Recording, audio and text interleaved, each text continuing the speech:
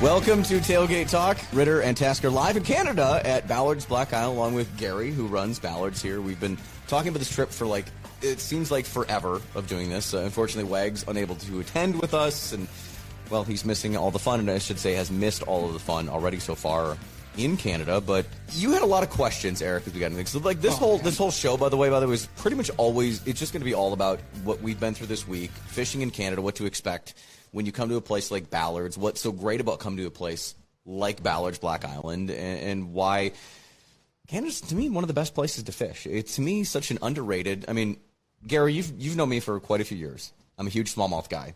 I've said from day one I stepped foot on this island, this Lake of the Woods, is the most underrated smallmouth fishery that I've ever fished. I would say so. I mean, I hear of places in the States where, they catch some smallmouth, but I think probably what tells me it's the real deal is during the month of June when we get so many people here from Florida, Texas, Georgia, Tennessee, New York. All they want to do is just catch smallies, all day long. And if it weren't the case, they wouldn't be coming, that far to get here. And for me, a kid that grew up in Green Bay, fishing Sturgeon Bay, in that to want to come here, I think that speaks volumes for it. And I think Canada's got a lot. I mean, from Thousand Islands, the whole area there, Lake Erie is another great smallmouth fishery. But this, to me, is just in and out because you've got smallmouth, you've got giant walleyes, like everything you could ever want to fish. And it's such a diverse fishery, I feel. Like I say, like Lake of the Woods and the Mississippi River, the two places that I would put on the map that are just like, you can travel 30 minutes in any direction and have almost a different fishery. Yeah, I'd say that's pretty accurate for up here. I mean, and the fish, the patterns are changing the whole summer long, and it's just, I think you can find fish just about anywhere on this. And we talked about that today. It seemed like every time we stopped someplace, we caught something. There's always fish seemingly under the boat, no matter where you're at or on the shoreline. But, you don't have to go far, and, depths change, structure changes, fishing patterns change from one direction of the lake to the next. But, for the most part, it's pretty resilient all the time. All right, again, if you want info at all about where we are, and again, if you're following on our socials, On the Tailgate, you've seen pictures of anything we've done throughout the week. It's blackisland.com or Ballards Black Island. You simply Google it and get there. Tasker, this is your first time that you've been up here. E-Train. That's right. He's got the new E-Train was on fire this week. In Fuego. We taught him how to fish that crayfish tube, and that was, I think that was a deal breaker right there. Many terms for that this week. We'll just call it the crayfish tube. Certain terms for that are not allowed on the FM dial that we can talk about. But just fishing a crayfish tube was your first. But how would you describe your experience of coming to a place like Ballards Black Island? Like, set it up of because I could talk about it and I could try and sell it off of what to expect or what it's like. But you being a first timer, I want to hear your first thoughts. Well, the first thing that I'll say is I just itched my nose was you're going to smell like fish for the entire time that you're here, because you will always be around fish. You're always going to be catching fish, and it doesn't matter if you shower or not. Ritter's smelling his fishing gloves right now. But what I thought was really cool was, obviously, you, myself, and Brad, one of our buddies, we drove up here. So we had quite the experience getting here, but once we got here, we got picked up from the mainland. And for me, working with Ballards for a number of years now, I've seen the pictures on the website. It was everything that I had kind of pictured, but you get here and everything is taken care of right away. So when we first got here, my first question to you was, are we fishing tonight? And we grabbed something to eat. We met everybody. We got settled in our room, and we just were able to get out on a boat. And I feel like that's like a VIP thing that Gary's okay with Ritter doing. A question. But it was not normal. But we wanted to get out, and we wanted to try and fish. I'm still trying to figure out if Gary likes me being on the island or hates me, because there's one of two ways that could go. Like, I'm very independent and can do things, but also I'm needy and want a ton of things because I'm very specific on how I want to do things. You're good in the chase boat. I'll give you that. You're very good. You're adequate in the chase boat. Adequate. Well, it went from good to adequate. Well, even though you were trailing quite a ways behind, that wasn't your fault. Chase boat. He gives me one-third of the horsepower. Yeah, he gives me a boat with a 60 horse and puts twice the weight in it. Well, he's got the 175 and a 20-foot that with trim tabs. We managed. Yeah. I enjoy that part of it just because it's nice to have another boat along with you, because you actually can spread out a little bit, cover some different things, and it at times makes it easier to find fish quicker than it does if, say, you're by yourself and you just have 2 people in the boat with you. So it is kind of nice to have a chase boat along during the day, and it makes it fun too. So what I was going to say is, so I noticed that one of your guides, Ruben, he was tethering the boats together. Right, we do Ruben that. Ruben had a great day today. Is that something you're going to change in the future? Well, I mean, I've done it in the past, but I felt like part of that is when you can get on that anchor and jigathon bite, with the spot lock, that's when you can just saddle up, hook the 2 boats together, and just sit there and catch fish. And we didn't quite get to that stage today. I think, that one spot right before lunch where we were there for probably at least an hour or maybe a little bit longer, and we were catching fish pretty steady. Yeah. That's probably one of those places where we could have done the same thing.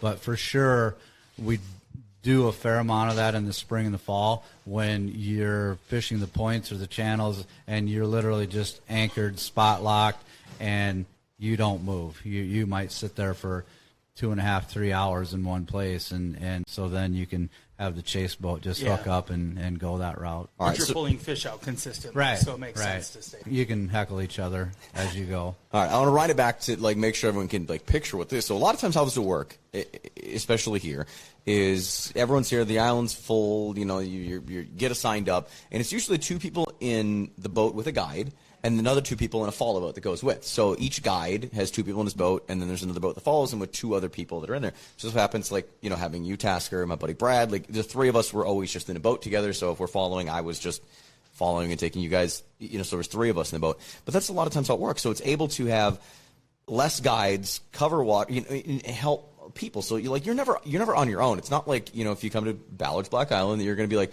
I'm coming here, and yes, it says it's all inclusive. So you get your meals covered, your lodging, all that. It's all inclusive of the price of it.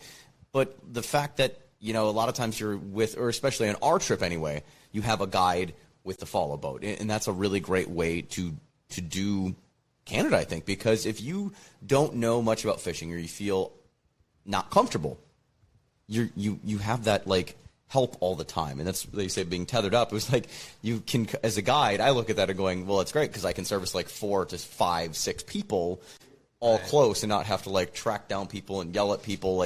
Gary, you had to yell at me all the time because I just want to stray off on my own. Well, you're just out running around doing your own thing. But the easiest way to explain that is you coordinate your arrival time, you show up, and you fish. Yeah. You really don't need to do anything else. They will take care of making sure that you have bait on your boat, rods on your boat, that you're hooked, that you're set up, and everything is taken care of.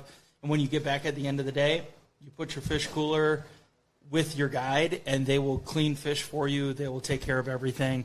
I mean, you and I would like to do that. We wouldn't mind doing that.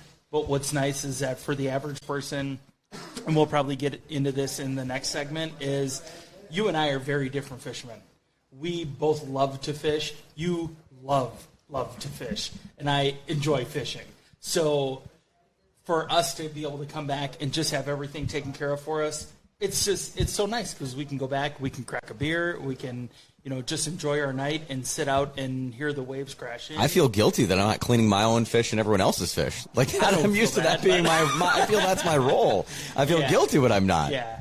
But that it is truly the all-inclusive experience of showing up and not having it to do anything once you actually get here. Yeah. Meals are prepared, everything is taken care of for you, and you just really show up and catch fish. They put you on the fish, and you just have to catch them. That's what I say all the time. That's the best way to describe it. Is exactly that. It's just you book into the trip, and you show up and catch fish. And I think that everyone here has been just absolutely going crazy over the fish we're catching. And, part of that I always make a part of the trip that I host, this one, is trying to make it, everyone talks and hangs out and does a thing. And that's why every night at dinner I give out the angler of the day. I make these, cheesy little trophies, but there's a trophy for the day and, a little something that goes with it. But it's less about a dumb little trophy and more just to get people to talk and open up and hey, this is the day I had, or to think about those things. And I talk think about the Grand Slam, right? They had today. Bringing that camaraderie, and that's what the outdoors is all about, is camaraderie with each other. Yeah. So, all right, we'll take a quick break. We're going to swing back around and talk a bit more into this, and I want to touch base and just it's been bonkers the last couple of years. with tourism and everything like that. I want to get a little look into that from you, Gary. So we'll be back. More Tailgate Talk coming up next. Hey, bow season is quickly approaching. Don't procrastinate buying a bow or getting yours tuned up. Do what I did and get to Buck Rub Archery today. They are your locally owned and operated bow hunting and crossbow authority. Just off I-94 in Pewaukee, they've got 18 acres of archery fun with multiple 3D courses and the largest selection of bows, crossbows, and archery equipment. You can even test any bow in stock before you buy it. I'm so happy I found them. In fact, my wife has gotten into archery, and the awesome staff at Buck Rub helped her get set up with a perfect bow. Stop in and see what I'm talking about off I-94 on Silvernail Road, or look them up at buckrubarchery.com. And welcome back to Tailgate Talk, brought to you by Buck Rub Outfitters. You can check them out, buckrubarchery.com, located off our Silvernail Road in Pewaukee with bow season coming up. Tasker, you're not excited at all, are you? No. Remember I told you that once we docked our boat, I was done with fishing season. Done. You're on to bow season. Done. To the big game. E-Train is going to the woods. Yeah. E-Train out. Yeah. E-Train out.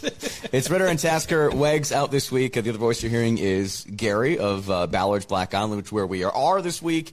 Been fishing and having a blast in Canada. It's kind of like a trip we've been talking about for a long time. I feel like it's been stretched out because this originally was booked and planned out to happen in 2020.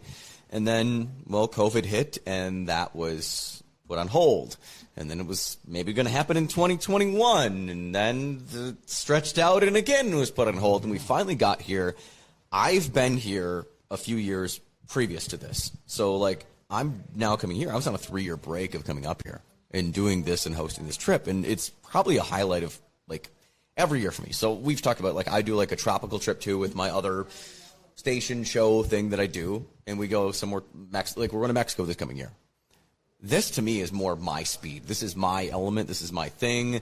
I could fish for like 2 weeks straight, nonstop, just in and out every single day. I absolutely love it. And the whole time that this last couple of years has been going on, we've talked about it on this show. E-Train knows it, Gary, but I have genuinely felt for you and everyone else involved in the tourism and more so the outdoor tourism realm here and everything you guys have had to endure. As far as occupancy for this year, you know, as we go forward, we're what, 50%, would you say? I think we're doing a little better than that. I think we're probably going to end up somewhere around 70%. So Yes. I think, but overall, when I've talked to my friends that both from Canadian Customs and U.S. Customs, both sides have said that they're running at about 50%.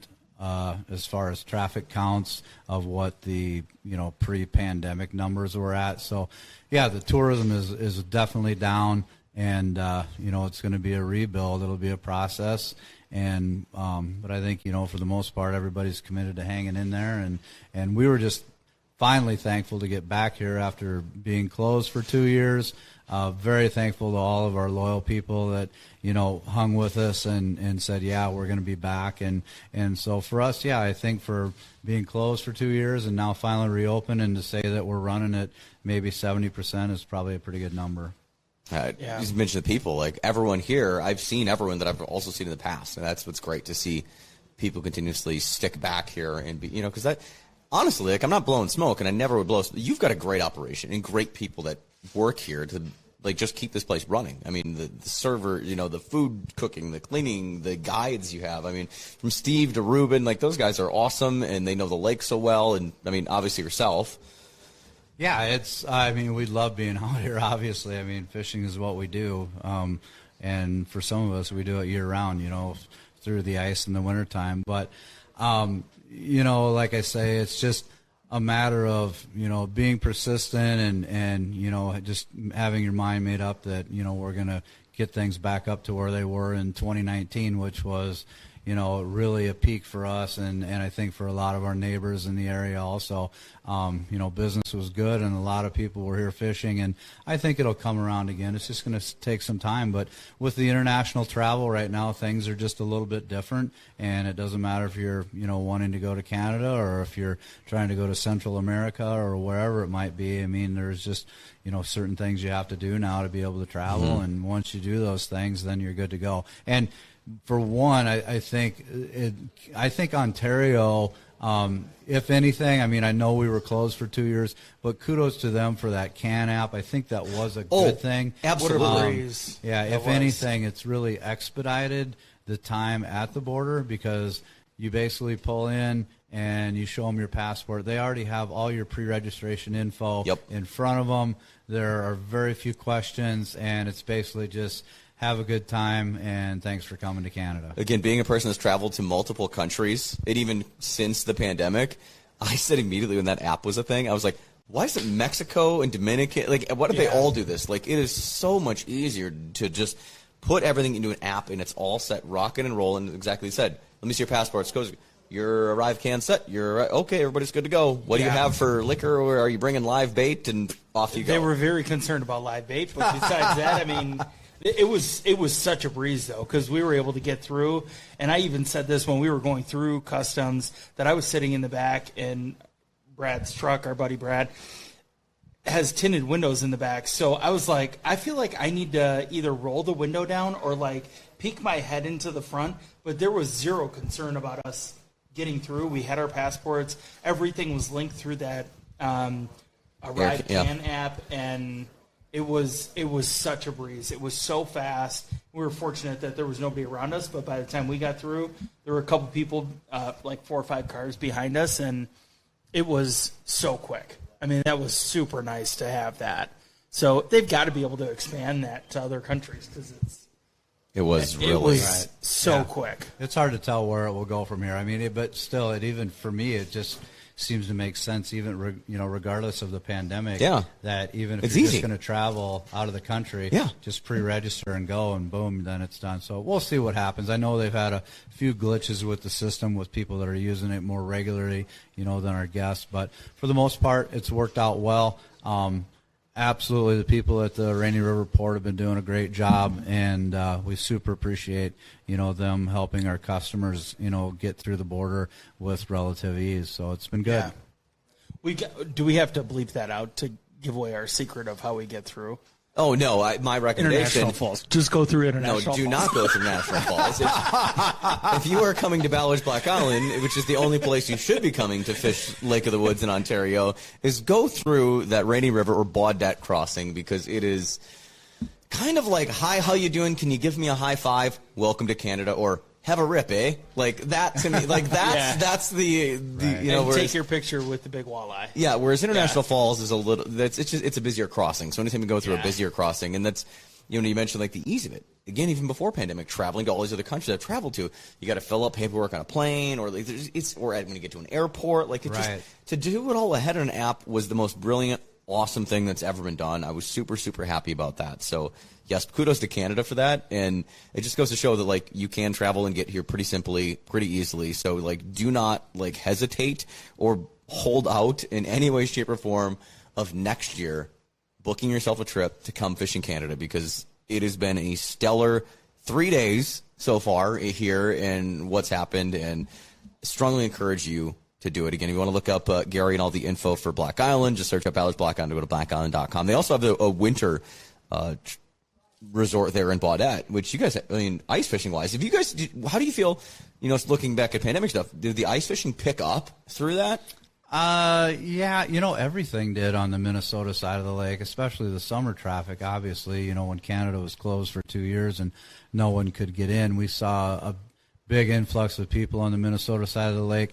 And just the fact that more in-state people in Minnesota were traveling in Minnesota, which was a first in a long time, where we were seeing a lot of families, mom, dad, the kids, grandma, grandpa, that sort of thing. And so for 2 years, we had a lot of new customers. Normally on the Minnesota side, we're only running about maybe a 25% resident occupancy with Minnesota people on fishing on the Minnesota side of the lake. But the last 2 years prior to this year, it was over 50%. So it was a big increase of Minnesota fishermen, that would normally be going to Canada. But now things have kind of leveled out again, now that we're kind of moving forward. So, but it's been decent on both sides.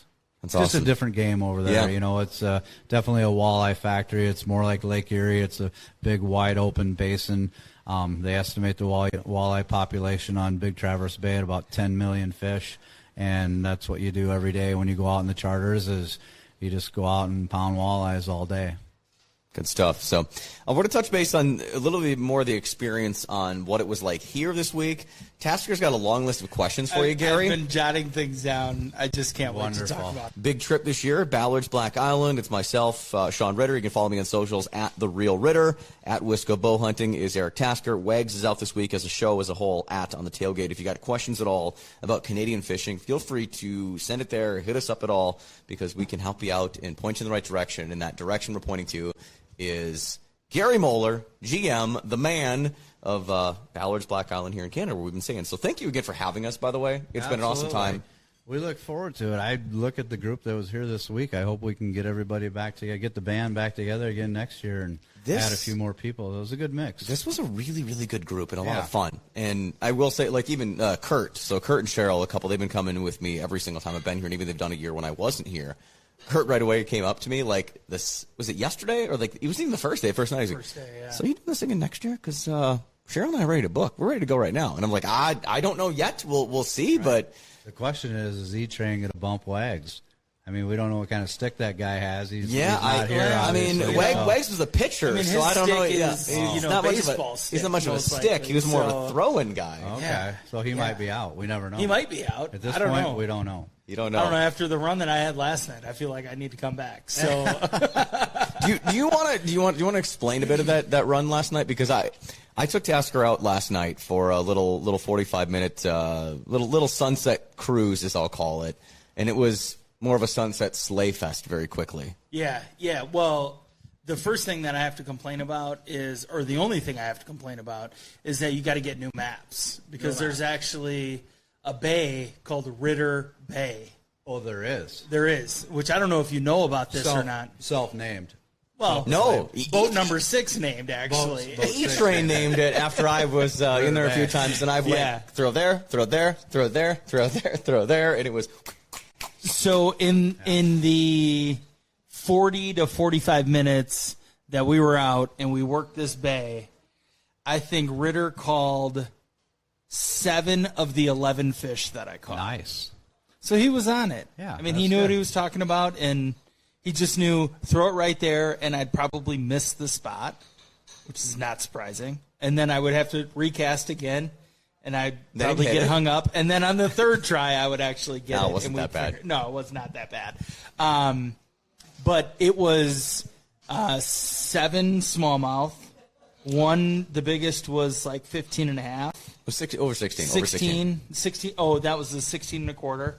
And then, 4 northern that were between 22 and 25 inches. And it was all within 40 to 45 minutes. I mean, we just went in and just absolutely hammered them. And my highlight wasn't even that. That was a blast. I threw a topwater, and only myself, and I told him, Tasker, I'm going to put on a show here. So when you see or hear the slosh, immediately turn and look at me, because there's going to be a blow up, and there's going to be about 2 seconds, and then you're going to see the biggest hook set of your life. I thought he was going to jump out of the boat, to be honest. Not going to lie, Gary, my question, I said to Tasker, I said, I only hope this rod can handle the hook set. Yes. It did. It definitely handled it, but I got to have a sweet little blow up to close it out. It was quite a sight to see, because the way that he was casting from the back of the boat, throwing kind of out to the side of me, I could see the topwater spinning and making all the I was throwing a Berkeley Chapo or noise right next to me, and there was 2 or 3 times that I actually just watched it. I had 2 swipes that missed, and then I went right back in the third time and blow up. And it was smash, and then Ritter set the hook. You know, he always does the 1-2 hook set, and I was thinking, this boat's getting flipped over. It's either he's going in, the rod is not going to hold up, or the fish is not going to have a lip anymore. And one of the 3. Yeah. And everything was so good. Got the fish in the boat, and we were all set. So it was fun, and I will say, like, these couple of days, I've always fished this in the spring. We always did this trip on the opener. Different time of year, different bite. Yeah, and water's high. Yeah, very high water. And actually, you guys really didn't miss anything this spring, because the water was super high. I mean, 2.5, 3 feet higher than it is right now. Wow. And it really made spring fishing tough.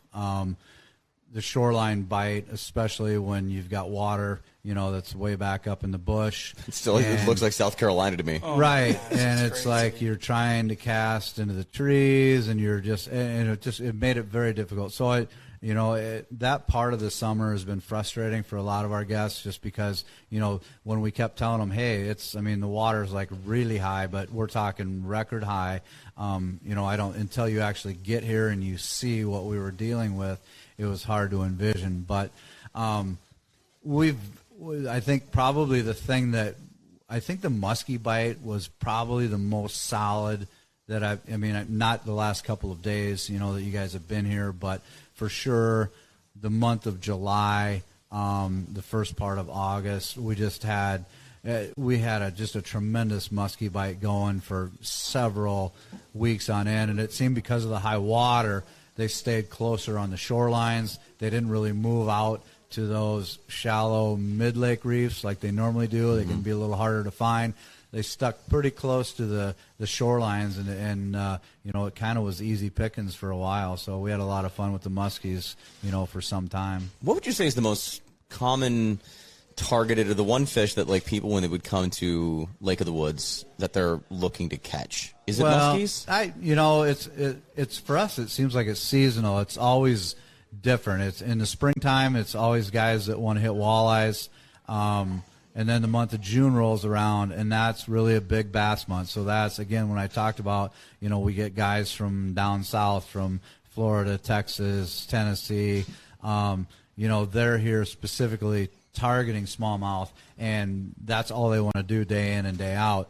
And, and we've always got walleye fishermen here in camp. And then July is when the muskie guys more so roll in here, but they still are walleye fishermen in that they want to go out, they want to catch their shore lunch fish, and then they'll just kind of pick the peak time, whether they're with Steve or Ruben or whoever. You can get a feel for the day and like, hey, this is the time to try to go get a muskie like right now, or no, we should wait till later in the afternoon, or whatever the case might be. But then for the most part, people are doing a lot of fishing in the evenings also. So after the guided hours, we basically fish from 8 to 4 or whatever. And then after that, in the evenings after supper, a lot of our people are going to hop in a boat and just make a loop around the island or around the neighborhood, and they're going to cast in the evenings for muskies. Very popular in July. And then August is just more of a multi-species month, like kind of how we were doing yesterday, where we knew the fish were laying deep, that we weren't able to catch as many castings, so we're getting uptight on those small little nooks and crannies and points, and we're jigging those crayfish tubes, or we're fishing some sort of plastic off the bottom, and we're just snap jigging them, and we're up as shallow as 6, 7, 8 feet, and then that's where we're busting those those smallmouth. And then you've also got walleyes mixed in there in August, because once the lake reaches a certain temperature during the summer, like Ruben said today, he was catching fish in 38 feet of water. Well, we were catching fish, those same nice fish were catching in 8 feet of water. Mm-hmm. So they're kind of all over in the column, and it's just a matter of what they're feeding on. Like the fish we were catching up shallow, they're feeding on the crayfish. Those fish out in the mud today that he was catching. Remember that big how the surface of the water was covered yesterday with that all bug the bugs. hatch? Yeah, there was definitely a bug hatch. We kept wanting me to throw a hair jig for a while. Right. So that's what those fish in that deeper water today, when we were cleaning the fish, they were just packed full of whatever sort of bugs those were that were hatching off the lake bottom. Flies. Yeah. So August is just one of those months where you can kind of do it all. And then September, we're going to go back to more walleye fishing, and then the muskies generally will start coming to life again. They're going to start packing on the feed bag, and then we start throwing a lot of stick baits and that kind of stuff, and we're fishing a lot of weed lines and whatnot. So that's my language right there. Right. Good time for muskie fishing in September, because you can do the jigathon for the walleyes basically any time of the day, but then if you want to take a break for an hour or two or whatever it might be and go throw a suic or whatever it is and try to catch a big fish, you can do that also. All right. Now, speaking of catching fish, yeah, Eric Tasker's had a lot of questions all week long.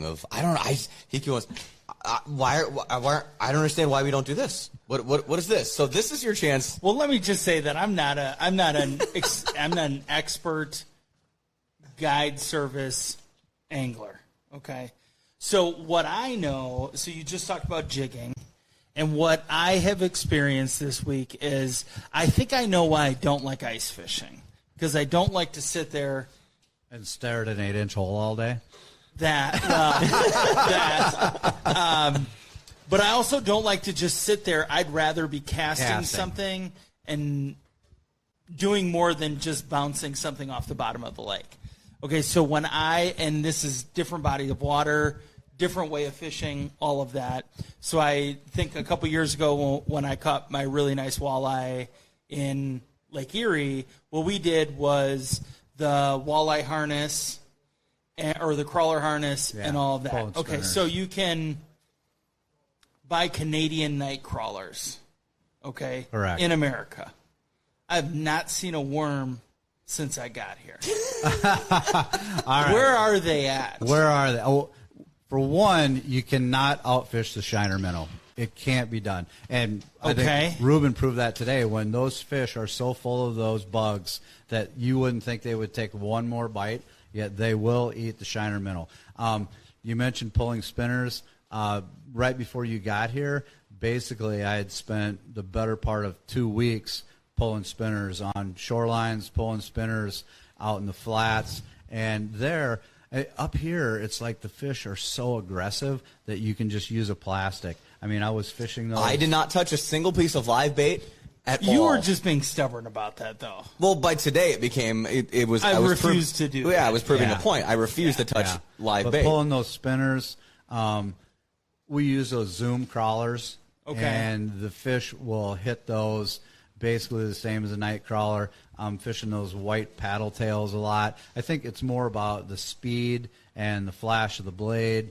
And again, these fish up here just seem like they're super aggressive when you're pulling spinners. It's more of a reaction bite. But on the South Shore, on the Minnesota side, I mean, they're taking out boxes of crawlers every day. They fish this time of year. They're fishing with worms all the time. And is that something that you will default to with deeper water? Because when we were doing, and I'm only comparing this to Lake Erie, is that we were fishing like 50 feet of water, and what we were doing was casting out and reeling through where they were kind of suspended in like 35 to 40 feet of water or 35 to 30 feet of water, where it was really easy to be able to just cast out and reel through where they were suspended. Yeah. So you're getting that reaction bite, but it's also very different fishing. So is that more of a deep water thing, or you guys are also doing that against weed beds, so it doesn't really we're matter? doing it shallow also. I mean, to me, the spinner thing is and the reason I went to the spinners for a couple of weeks is because the fish started to scatter. And you can just fish so much faster, especially shallow. So when those fish are up on shorelines in August, because they're feeding on those crayfish, and even though the water's super warm, doesn't matter to the walleyes. Like, we talked about, you can catch them in 38 feet, you can catch them in 8 feet. So what you're able to do with that inline sinker and that crawler harness is you can just book right down those shorelines going like whatever, 1.2 to 1.5 miles an hour, and you're basically just trolling and hanging onto that pole, keeping that sinker off the bottom, and those fish are just smoking it.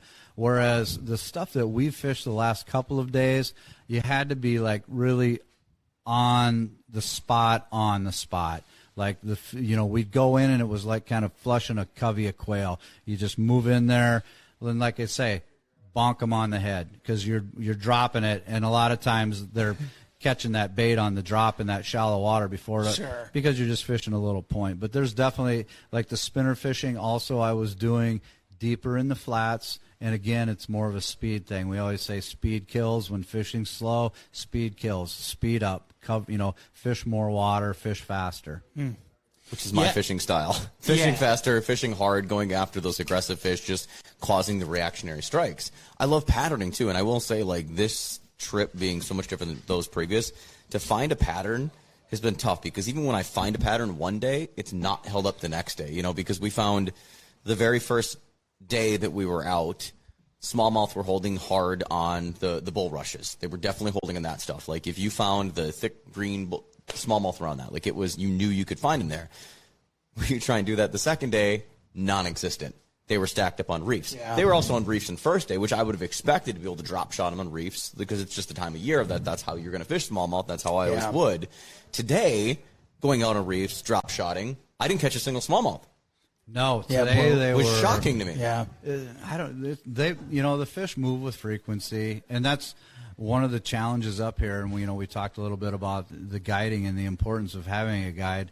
Is that because there's so much structure out here, 14,000 islands, a gazillion reefs, the fish move with great frequency. So you can almost guarantee that if you're catching walleyes one day in one area, most likely they're not going to be in that exact same spot the next day. They're going to be nearby, but probably not in the same exact spot. Now, normally the bass, just a funky year with this high water. You're right. Yeah. Normally this time of year they're on those shallow reefs, and you can go out there and you can pull cranks over the top, or you can drop shot them or whatever, and you're just going to catch a pile of them. But we'll hopefully see some of that as we get closer to September. It's interesting that the walleyes, have a tendency to leave the reefs in the fall, and the bass move on like thick, where you can, basically spot lock yourself on the top of a rock pile and just sit there and bomb them with jigs or however you want to catch them. Just going to use that reef to push bait up on top and just feed up and gorge before they hit the deep waters for winter and just, kind of lay low. Yeah. So it's just a little bit different bite right now, in that every day you kind of start from scratch, and you have to try to figure out where they want to be today. Yeah, I think that one of the, you talked about just like what's the experience been like and all that. What I will say is, if you want to be a better angler, fish with really good anglers. Because Gary and I were on the same side of the boat for the entire day yesterday, and I just kept watching what you were doing and just the different action that you had on your jig that you were putting, and it's like, I don't know what I'm doing differently than what you're doing, but you were catching all the fish and I was not. And it's the juice. Well, you know what? It's the varsity team versus the JV is what it was. And the first thing that he said to me was, I don't think you want to be that close to me. So if you want to go toe-to-toe, we can go toe-to-toe. So I moved to the back of the boat, and then Gary still caught all the fish. But what I will say about that is just fishing the water and going out and seeing how everybody's doing it and being able to fish next to you two guys for the majority of the week has been really cool for me, because I'm by no means like a fanatic about fishing. I love fishing. I love going out and fishing, and I love going out and doing it and experiencing it. But I've been very open about the fact that, I don't know, I never fished a chatterbait until this year, and all of a sudden you and I go out on a lake and go kayak fishing. I'm like, this is the most versatile bait ever. You need to throw a chatterbait. If you throw nothing, throw a chatterbait. And what I have always thought was, I'm not going to use something, and I'm not going to spend the money on it until I see it actually work. So you were using an amputee all day. Well, you didn't even need the crawfish legs on the plastic bait, and it was still working. And I find myself using more and more of these bass fishing plastics. It's for walleyes. They work. They do. Yeah. And which makes sense when, we have this huge crayfish population in Lake of the Woods, and a lot of times the walleyes are feeding on them, that you should be using a bait that... Look at the big walleye that I caught yesterday. Yeah. What was I using? I was using a Z-Man Canada craw, one of their Elastec giant craws. It's the whole thing is like the claws float, so I set it down on a big jig. Usually I'd do a Texas rig, but I just put a jig head through it, and it sits in the bottom, and the claws float up and just look like a crawfish on the bottom that's posing at something. Yeah. Any fish is going to crush that. Yeah. And if walleyes are eating crawfish, they're going to eat that. And you're just, part of it when I'm out there, as often as I get a chance to, you just like messing around with different things. And it's like, let's put this on, see what happens. See if I can get a fish to eat it. See what happens. Then all of a sudden it's like, whoa, wait a minute, I just caught one on that. So... Well, we're 30 seconds into our fishing trip, and GM on low has already got a muskie in the boat. So I knew we were going to be in for a good day. Better than lucky than good. That's right. I've often wondered about those Texas rigs, like when we're fishing those crayfish, if we should be Texas rigging them with a longer hook, or if we get too many hook snags and that snaggy stuff. What do you think? I thought the same thing, and I almost did it, but that was kind of my thought too. Is because if when they're short striking, just grabbing on the claws maybe. But I almost wonder, would it be too bulky by going this bigger hooks, or because there's so many rocks down there, does having that little bit of extra hook like sticking out of it give you a little something more to get hung up? And that was what held me back on it. I'll have to give it a try and see what happens. Yeah, you're gonna have to pin a Texas rig and see. But I think doing craws, that could work just as good as a jig head. I'm even thinking about some lizards for the fall. I'm thinking about Texas rigging with like a 5-inch lizard, and just anchor up, because normally we're just fishing in the mud. There's salamanders in this lake. I mean, I'm sure they're eating them. Just fan casting and just dragging them back and see if the walleyes will hit them. The X-Zone Slammer was my drop shot bait of choice the first day. Today, well, actually the last 2 days, was the X-Zone Hot Shot Minnow, which is their new, and again, it's a neutrally buoyant. I was setting it like 6 inches off the bottom, and it just sits there, and it's just slowly bouncing on the bottom, and that's what was probably my MVP bait, is both that Slammer and the Hot Shot Minnow. I did so much drop shot in the last 2 days, which is way more than I typically do. Tasker, by the way, he's fallen in love with the drop shot. He's fished it a few times. Yeah, except for out here, what is tough about that is, I mean, you had to have lost an entire bag and a half of drop shot weights. I lost 6 drop shot weights. Because they keep getting pinched up. No, see, that's not bad. 3 days of fishing. They keep getting pinched up, but I mean, fortunately, they were tied the right way so that they just break The reason I fish them is if you get hung up, the weight pops off. You don't lose the entire setup. Putting the weight on and back in the water. That's the only thing that's hard about that out here, is that it's just there's so many cracks and crevices that it makes it a little more tough than, like, when we were out, you're like, oh yeah, there's fish below me. I'm going to just use a drop shot here, and maybe 12 seconds later. He was in his kayak and joined me in my kayak, so we went side by side one day, Gary, and I video game fished. We're kind of paddling across the lake, and I look down and I go, oh, there's fish right here. I go plop, boonk, and pull it right up. Down imaging's a great thing. 15 seconds, and there was a fish in the boat. Yeah. If they're below the boat, drop something down for them. Yeah. That's the name of the game. This guide Ruben would say, where'd you catch it? Under the boat. Under the boat. Under the boat. All right, so talking about different sayings, okay? So I've learned a lot from you in the last couple of days here, Gary. So we've talked about 2 of them already. Bop them on the head. That's good for jigging, right? Just drop it right there. They're going to eat it. You hit them in the head, they're going to be mad. So they're going to eat it. Talking about the varsity squad, I was a little shook when I had the bait caster put in my hand, and I just figured I'm going to bird's nest this in the first 30 minutes of the day. You said, well, this is the varsity squad today. Yeah, I'm a big fan of the bait caster, even when you're jigging, because when you're on so much structure, I fish with the bail open, and I just have my thumb on the spool. So that way, when you're constantly changing depths, going up, going down, whatever, you can stay right with it. Yep. And what happens with the spinning reels is you open that bail, the jig just free falls right to the bottom, and a lot of times you get hung up. So that's why I prefer to try to get people converted over to a bait caster, and it seems like once they get used to it, then they're like, oh, okay, now I know why this is easier than, when you're on structure. If you're fishing in the mud, or if you're just anchored and vertical jigging, whatever, you can use anything. But when you're moving and fishing all that structure and the reefs and the shorelines, it's just nice to have a feel for where your jig's at all the time without having to open that bail and just free fall it to the bottom. Yeah, I think my biggest concern with that is always getting the break right. And I know you can just easily get that set. So where you put the rod out straight in front of you, make sure that it drops in like a normal speed, and it'll make sure that it'll break correctly. I was so concerned about adjusting that. When you said, I don't think that's right, why don't I just fix this for you? I'm thinking to myself, this is not going to end well. And it ended up being fine. I think there was only one time where I had an issue with it, but I can definitely see that, because even today, Ritter, you said a couple times, I would so much rather jig with a bait caster because there's so much more feel for it. Mm-hmm. And I immediately thought to myself, absolutely not. I would just rather use my spinning rod. Yeah. I think it just depends on what you get used to. I've just never been a big spinning rod guy myself. I just like to hold that pole right in my hand. Drop shotting, flipping Ned worms, and maybe some shaky heads is about what I love a spinning reel for. Other than that, I'm a bait caster for everything. If I'm casting anything, I'm bait casting. Or if I'm straight jigging, bait caster. Okay. All right, let's talk about the Chapo versus the Chopper.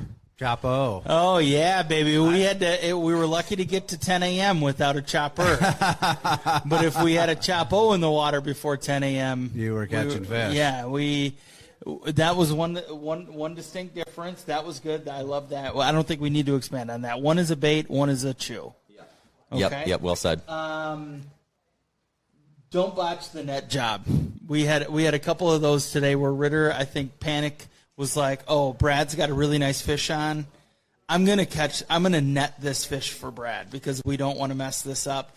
And there was one time where Ritter, I think, used the front of the net and like hit it in the head to kill it so that it would just float to the top. It was Classic. perfect. Right. So I just, after that, somebody said, don't botch the net job, and I love that because I thought, well, it was a straight spear job, and the walleye took like a turn right at the end, and I just had to harpoon. Right in the head. Yeah, so no pliers needed. It was already a little went right in the net. Little unconscious. And then I think my favorite of the day was when Gary had a fish almost to the boat. I think you saw it and you said, "Oh, it's catch and release." So I didn't bring it into the boat. I saw it, it got off the hook. And then put it right back in. That's catch and release. That's perfect. What it is. I love that. Would have had to let it go anyway. Would have had to let it go anyway. We're already at our limit. I missed that fish twice, and then it came back for the third time. So which is the other beautiful part about fishing plastics, is you just immediately drop it right back down to them, especially with the bass, even the walleyes. I mean, they just keep rattling that thing until you finally get a hook in them. So as we wrap up here this week, again, from Ballards Black Island in Canada, we've been fishing last week. You had asked before we started recording the show, Gary, who put that pike in the box today? There were a couple pike in the boxes today. I will confirm that, well, in our box from our boat, I will confirm, yes, I put that pike in the box. And I felt it was necessary only because that pike saw more air than a skateboarder at the X Games crashing after one of my baits. I'm sure it did. Oh, he's got video of it. So right. It's even and then better. on the second cast, it took it, and I thought, okay, I feel that this just needs to. Yeah, it wants to find a new home. It did not want to stay in the water. The tournament's over for that fish. Yeah. I hear you. Yeah, he was done. I caught a fish like that one time last summer. A buddy of mine, we were dragging spinners, and he had somebody lose a pole out of the boat when this guy throws a walleye out of the boat over the side of the boat. Walleye gets snagged on the spinner harness. Pole goes flying out into the lake. Oh, no. 2 days later, I'm fishing like within a quarter of a mile of where they were when this happened. And this guy sets the hook. He's like, oh, this is weird. I got something on my line. I don't know what it is. And he reels it up. His hook had perfectly gone through the eyelet of the tip of the rod that my buddy had lost. Oh, my gosh. Reels it up. No way. I grabbed the rod. Reel it up. It's still got like this 18-inch walleye with probably 30 feet of line out. I'm like, what are the odds? Wow. That fish needed to die. Yeah, yep. Yeah, we clonked him on the head and threw him in the box. Yeah. Wow. Oh, that story tops even the one that I remember you getting hold of me after it happened. Was it like the first year up here when I'd had that like 19-inch smallmouth on that the muskie took, and I was hanging. The muskie would not let go, and I'm dragging around a muskie to the point where like we're panicking of like we're gonna net both these together. And just before Gary can get the net in, the muskie lets go of the bass. The bass swims up, is alive. I caught it, released it, and it was about a week later you caught the same bass in the same spot. Mauled. It was amazing that thing was still alive. It was. It was unbelievable. It was a good story, too, because, like I say, a week later, somebody to catch the same fish that Ritter just caught, and I thought, there's no way this fish is going to live. Yeah. And here it was, still making it. So and a lot of interesting things happen. You know, there's so many things that happen out here when you're out there a lot every day. It's like weird stuff happens. You just laugh, and it's like, how did that just happen? I feel stories like that completely encompass just the general everything about this area and the people that work and live in and around Lake of the Woods. It's like the rock that Brad caught yesterday. Oh, wait a minute. That's not a rock. Yeah. That's a fish. Or the rock that got moved for the first time and everything underneath Since it. the Ice Age. Yeah. Since the Ice Age. Think about that. I was hoping some alien or something was going to come out of there. And no. The scenery here in, as they call it, Sunset Country in Ontario, Canada, is unlike anything you've ever seen in the world. I was glad, by the way, Gary, on the way back through, we made a pass through Painted Rock, and I got to like slow down and stop so these guys to take a look and see hieroglyphics super cool, that were put there by natives. I don't know how many hundreds of years ago. Yeah, they say about 800 years ago, and they actually use the. They say that they use the marrow out of lake sturgeon to do the painting, and that's why it's lasted so long through all these hundreds of years. It's just absolutely really cool stuff. There's amazing things you're going to find here, not just fish, but just in the scenery. Again, if you've ever thought about how to bucket list thing of fishing in Canada, seriously, get a hold of Gary, get a hold of Ballards Black Island, book your trip for next year. Hopefully we can do this trip again next year and have you come along with us and be a part of this whole camaraderie and fun group. But I think we got to wrap it here for this week because we're going to go run out and catch some more fish here yet. I think so too. Yeah. The one thing that I will say is, a couple days is plenty. The difference between Ritter and I is that Ritter could do this for a month straight, and I think 3 or 4 days was perfect for me, where it was enough where even at nighttime I was like, you know what, let's go back out. Let's just fish for like another hour. Let's go out and get after it. And I kind of felt like I wanted to take advantage of all of the time that we had up here. And it's great because you can book for, varying lengths of stays. Mm-hmm. So if you are just a couple days at a time, or if you want to do a week-long trip, there's different options. And yeah, I'd say it's about half and half. Most of the people, it's probably 50-50, where it seems like people either stay and fish 3 days or they'll stay and fish for a week. So that's pretty typical. That's just it. I love to fish, but I don't love to fish. So 3 full days of fishing was perfect for me, but if you're somebody who really, really wants to get after it and spend a bunch of different times in a lot of different spots, a week long is probably still not long enough. Yeah, well, we'll have more stories, I'm sure, that'll come out throughout the next coming weeks, especially as we start leading to our bow season, which I know Tasker's getting super excited about coming up here real soon. We still got to talk to our boy John Resnick, who was just at Clams Pro Day, and all the new ice fishing gear that Clams got coming out. He was super excited and sending us messages just the other day as he was leaving that. So we'll have John on to talk more about that next coming week. So until next time, we'll catch you on the next one. This is Tailgate Talk.